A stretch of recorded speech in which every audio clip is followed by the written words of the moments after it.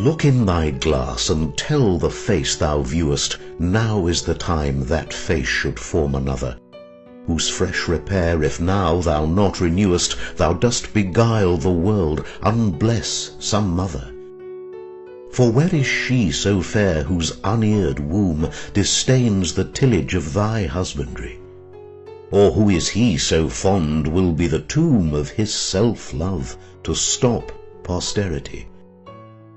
Thou art thy mother's glass, and she in thee calls back the lovely April of her prime, so thou, through windows of thine age, shalt see, despite of wrinkles, this thy golden time.